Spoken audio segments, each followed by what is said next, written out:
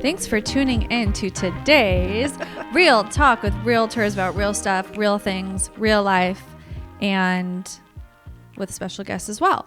So today we have Jessica Sorensen on our team, on the Laughing team, joining us. Whoop, whoop. Thanks, Jess. So Jessica, Brandy, and I are going to be talking about, there's a lot of different weird, volatile things going on in the market right now. So we're just going to touch on a few of them that have stuck out to us. And honestly, we might not even have an explanation for why some of this stuff is going on, but just want to talk about what we're seeing in our, at least, local Chico market. And some of the stuff, a lot of it is also happening nationally.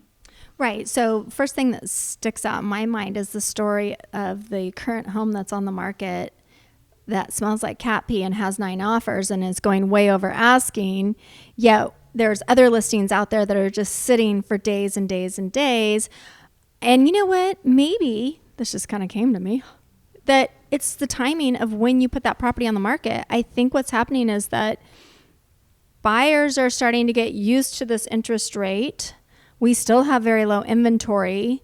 So the houses that were put on the market in November, bad timing because you have the holidays coming up, now they're just considered stale. And like, why isn't it? So now they have a stigmatism. Like, why is that house not selling? Yep. There was another house on the Midway that I heard today is in the like almost 700,000 and it got multiple offers as well. Went over asking. Yep. And there's a couple of the homes in North Chico that are in the 900 plus range, like some of them over $1 million, that also not even necessarily got multiple offers, but got that one buyer that gave them their price or more. And, you know, the house around the corner sold for less. And you're just like, why? So I think that rounds out your point of good timing on the market.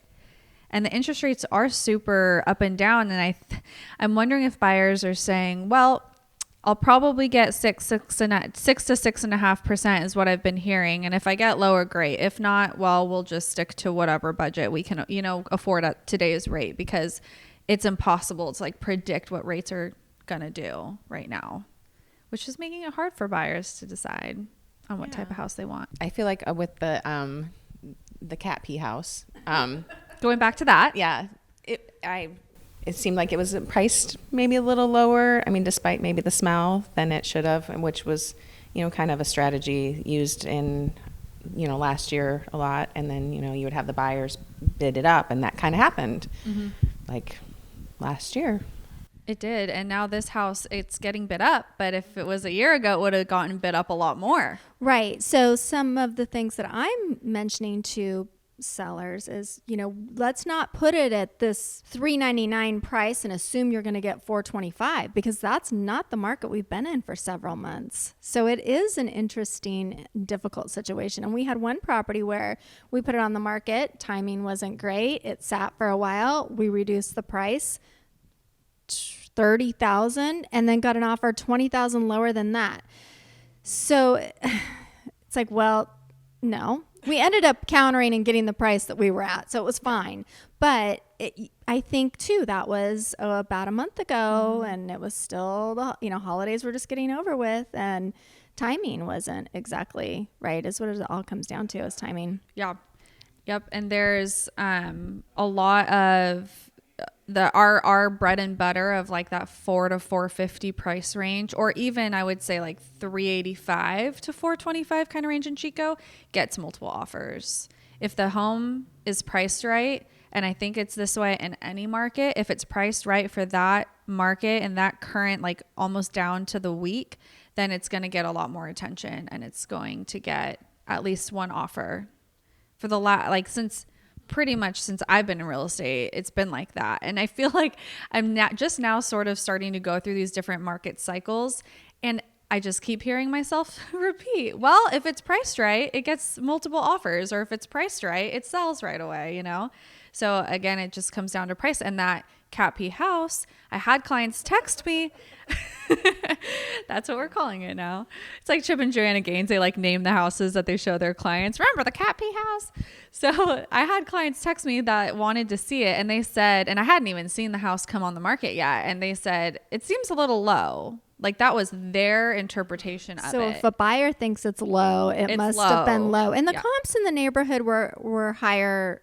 I think it was listed in the low fours, and it was really higher fours. But the comps weren't necessarily from what the market has been over the last several months. So Right. it's still surprising, 9 offers. Super surprising. Yeah. And I think it was a good call on the listing agent's part to price it there, because it got a lot of attention, and then people didn't complain about the smell and didn't complain about the kitchen being dated. It's like, well, Exactly. they knew they were getting Yeah. a good deal. Yeah. The house is cute. The house is in a nice neighborhood, so it's not like Has those things Yeah, going yeah. for it. Another, I don't do too many listings in the outer lying areas. I had one in Willows and one in Corning that sold right away. So I was kind of shocked that's about right. that. I'm, lower price points, 250 to the 300 price point, but buyers are out there. There's a lot of buyers. And I think know. everyone on the team has buyers ready to go Yeah. that can't find anything to buy. So we're still seeing this low inventory, even with the higher rates. Like you said, Brandy, people are getting used to the rates, and the inventory is still so low that as soon as something comes out that's cute, that's in a price range people can afford, they jump on it. Like the Cat P house, it's in a good price range and it's a good size, and there was room for improvement. People can make their own improvements. So it's just one of those ones that had all the right formula. Things, yeah. I think the problem is there is a big problem with inventory, and that is because, if you have a 3% interest rate, you don't want to move to get a 6% interest rate. And unless you have to, you're not going to. We are probably not going to see those rates again. So what I'm finding is the people that are calling me about selling are people that maybe have extra property. This was a rental for my son to go to college in, and he graduated 20 years ago, and I finally think I should sell this thing. Or people that I have a client that just moved his mom into assisted living. What do they say? Death, divorce, Diploma, diapers, diamonds. So marriage, babies, things like that cause you to need a bigger house or a smaller house, like downsizing for whatever reason.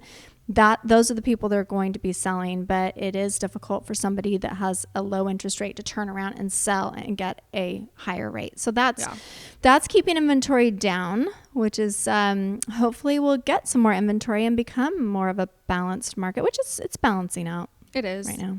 And I think going back to like our bread and butter of Chico, that price point in any market, like your average price point in any market, stays hot through most market cycles, because you have the first time home buyers that it's the marriage and the babies that they're wanting to buy something, or they're just trying to plant roots. And then you also have the downsizers that are moving into those homes too. They're leaving their $1 million, 3,000 square foot home that they raise their children in, and now they're ready for just a 1,200 square foot cute house. There's lots of people out there that own outright, so if they do have to move on, it's not necessarily going from their mortgage payment from being 3% to that. Yeah, they can pay cash. That's So true. there's that. Or if you are buying in the upper market, usually those folks, A, have a large down payment, and B, they've been there, done that, and they kind of They're just not. They'll figure it out. They'll figure out. They know they can refi later, or they just know to buy based on what they can afford today, and it's their needs outweigh their care for the interest rate. At the end of the day, we definitely needed to have a shift in the market. The prices were getting out of control. Not sustainable. No, not sustainable at all. And so, yes, we did see a decrease in values from the peak, but the values are still really high. We may see a small drop in values, but I don't think that's really predicted amongst the big smart people. The big players in economics. Right, Yeah. exactly. So I think if you are considering buying or selling because you need to have a comfortable life, or because you have a life change, go for it. If you're happy where you are and you have a 3% interest rate, woohoo! I mean, good for you. That's awesome. Stay where you are.